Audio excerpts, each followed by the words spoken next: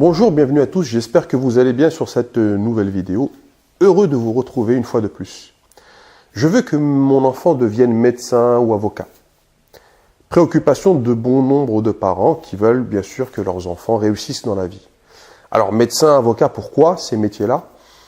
Parce que ce sont des métiers de prestige, ce sont des métiers des activités plus que des métiers simplement, où c'est très marqué dans la société. Les gens respectent le médecin, les gens respectent l'avocat. Les gens ont besoin du médecin, les gens ont besoin de l'avocat.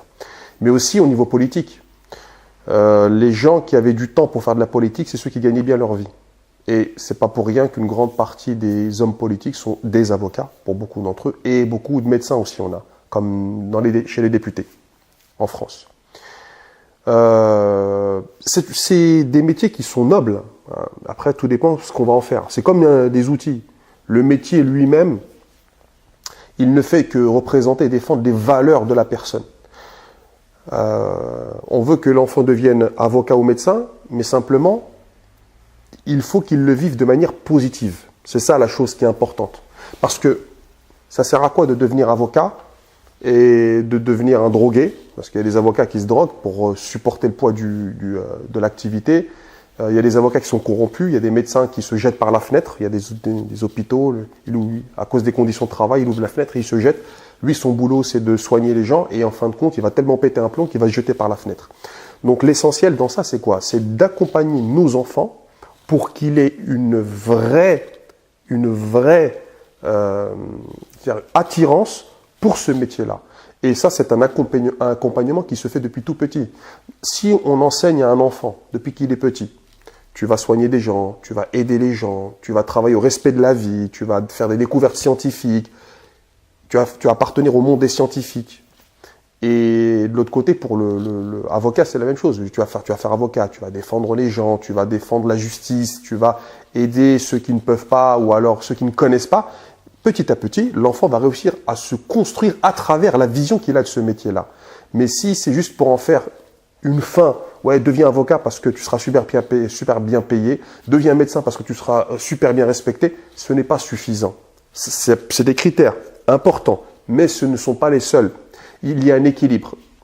Alors l'enfant, depuis qu'il est petit, on va essayer de lui faire émerger une vocation, à travers des rencontres, à travers des discussions, à travers des musées, à travers des voyages, etc.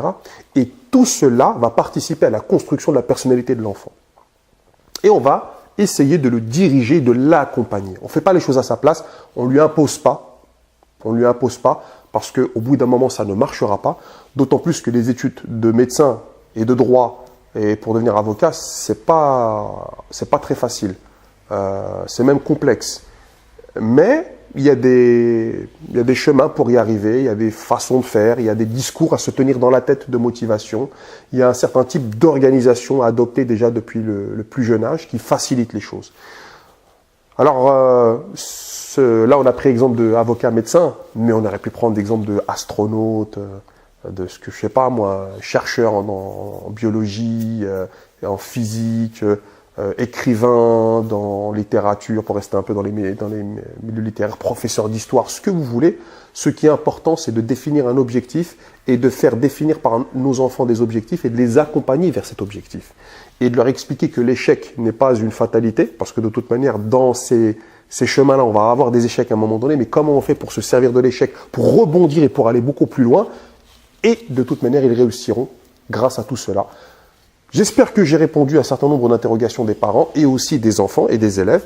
Si vous avez aimé la vidéo, n'oubliez pas de le faire savoir en mettant un petit pouce vers le haut. Abonnez-vous à notre chaîne et bientôt aussi nos formations. N'hésitez pas aussi à participer à nos formations où je serai très heureux de vous rencontrer.